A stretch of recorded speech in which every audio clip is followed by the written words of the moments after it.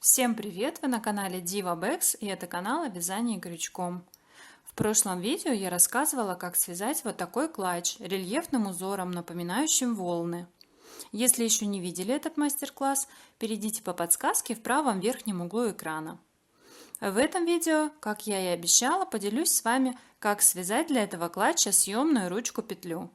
За нее удобно носить клатч в руке, а также надевать на запястье и носить вот таким образом.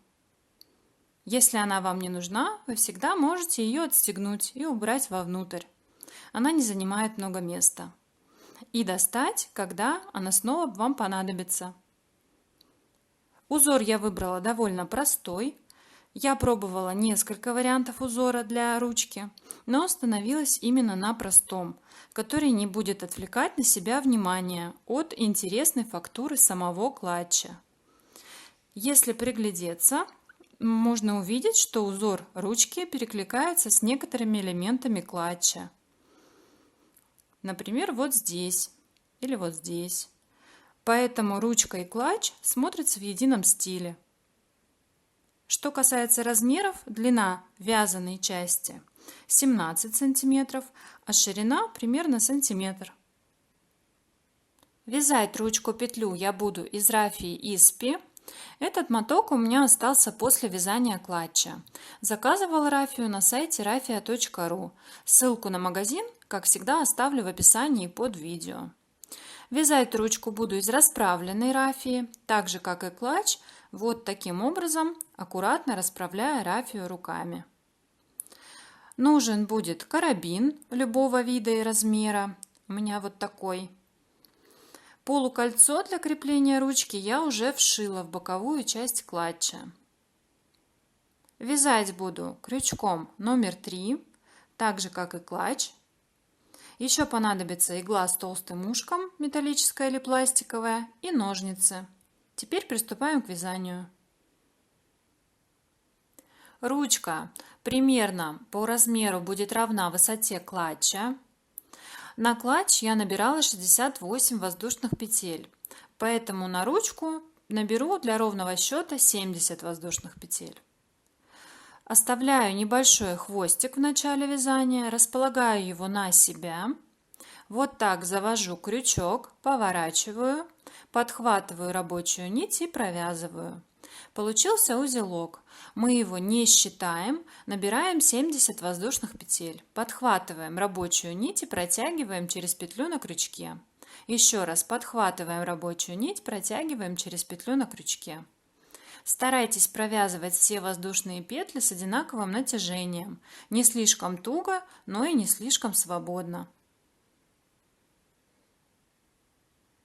Цепочка из 70 воздушных петель готова. Дальше разворачиваем ее и первый ряд провязываем за задние перемычки, вот за эти, которые расположены сзади косичек. Начинаем с первой задней перемычки. Вот сюда вставляем крючок, вот так, подхватываем рабочую нить, вытягиваем петлю и протягиваем эту петлю через петлю на крючке. Получился первый соединительный столбик. Точно так же провязываем соединительные столбики во все остальные задние перемычки. Вставляем крючок под заднюю перемычку, подхватываем рабочую нить, вытягиваем петлю и протягиваем ее через петлю на крючке. Так проходим все задние перемычки до последней.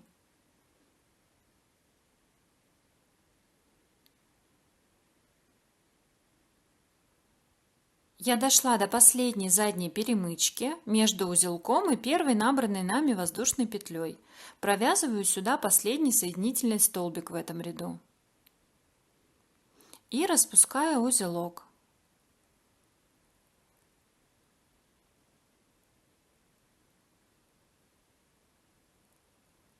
Тяну за хвостик, затягиваю последнее отверстие. Теперь разворачиваю вязание и во втором ряду провязываю точно такие же соединительные столбики за верхнюю дужку косички. Вот за эту дужку. Начинаю с первой косички от крючка. Вот у нас петля на крючке, и в первую косичку от крючка вставляю крючок, подхватываю рабочую нить, вытягиваю петлю и протягиваю через петлю на крючке. Вот так. Снова в следующую вставляю крючок, вытягиваю петлю и протягиваю через петлю на крючке. И прохожу весь ряд такими же соединительными столбиками.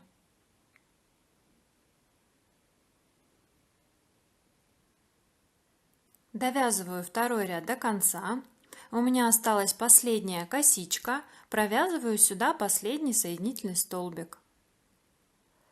И разворачиваю вязание. Провязываю последний третий ряд.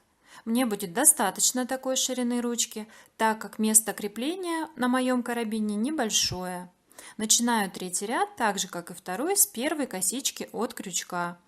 И провязываю соединительные столбики точно так же, как во втором, до конца ряда за верхнюю дужку косички.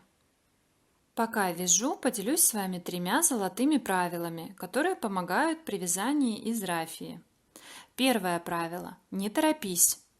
Чтобы все столбики были одинаковыми по размеру, 1 к 1, не торопитесь, когда вяжете. Если вам не нравится, как провязан какой-то столбик, вернитесь и перевяжите его, чтобы он не выбивался на фоне остальных. Так вязание будет аккуратным. Второе правило: не останавливайся. Я никогда не оставляю вязание на середине ряда. Всегда довязываю ряд до конца, так как после перерыва натяжение нити может измениться. Вы можете начать вязать более свободно или более плотно, и это будет заметно в вязаном полотне. И последнее, третье правило: не пренебрегай ВТО. При отпаривании рафия становится пышнее и раскрывается, поэтому столбики выглядят более аккуратными. Обязательно делайте ВТО как готового изделия, так и его частей на разных этапах вязания, если это возможно. Если будете следовать этим 3 несложным правилам, ваши изделия из рафии всегда будут иметь привлекательный внешний вид. Кстати, если у вас есть свои правила при вязании из рафии, можете поделиться ими в комментариях. Я думаю, всем вязальщицам будет интересно. Заканчиваю третий ряд, провязываю в последнюю косичку последний соединительный столбик. Вот сюда.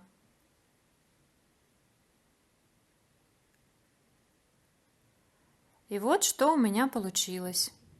Плоский длинный ремешок. Теперь оставляем хвостик длиной примерно 80 сантиметров, обрезаем нить и выводим хвостик наружу. Вот так.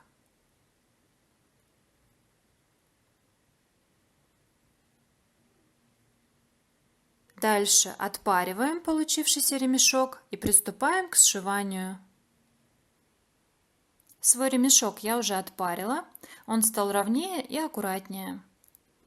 При вязании я ориентировалась именно на крепежную часть своего карабина.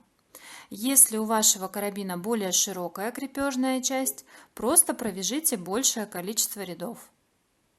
Теперь надеваем карабин на ремешок, вот таким образом, и вот эту сторону я приму за лицевую, где кромочные косички проходят с 2 сторон. Дальше хвостик продеваем в иглу с толстым ушком и простыми стежками сшиваем концы ремня.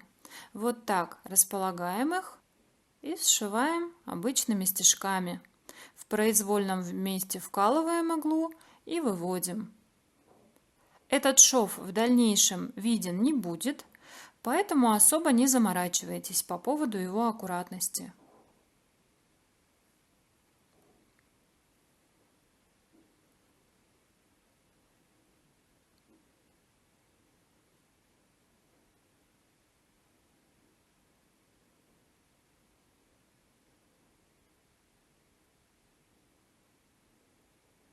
Хвостик, с которого начинали вязание, пока не трогаем, просто сшиваем 2 конца ручки.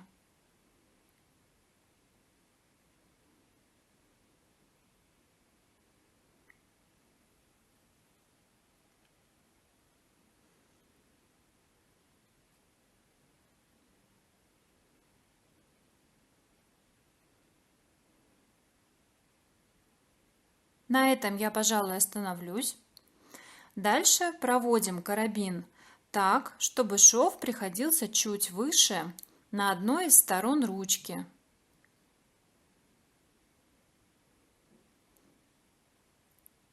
Вот у нас хвостик, а вот шов. Вот он, второй хвостик длинный, с помощью которого мы сшивали два конца нашего ремешка. Обязательно проверьте, чтобы ручка при сшивании не перекрутилась. И теперь огибаем вот таким вот образом, чуть раскрывая рафию, на том месте как раз, где у нас шов. Я сделаю 6-7 оборотов вокруг ручки. Вы можете сделать столько, сколько захотите.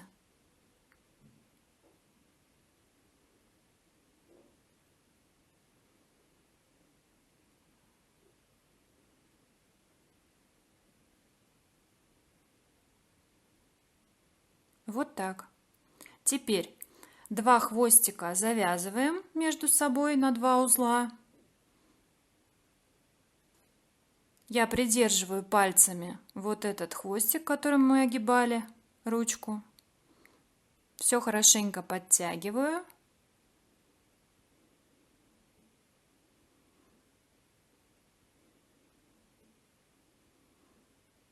И теперь хвостики уведу вовнутрь с помощью иглы. Сначала один,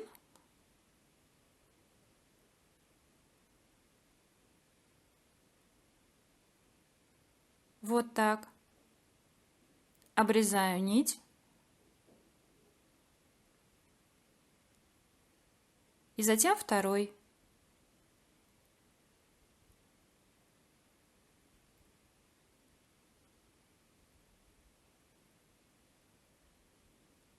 Вот так. Обрезаю нить. Вот что получилось. Все ровненько и аккуратно.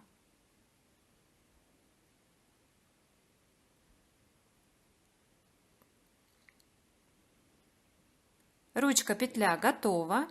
Вот такая она получилась. Можно закрепить ее на полукольце и носить клатч за ручку, либо надеть на запястье и носить клатч вот так. По-моему, очень удобно. Если это видео было для вас полезным, не забывайте ставить пальчик вверх, подписывайтесь на мой канал, если еще не подписаны. У меня много подробных, понятных мастер-классов по вязанию крючком. Приятного вязания и до новых встреч!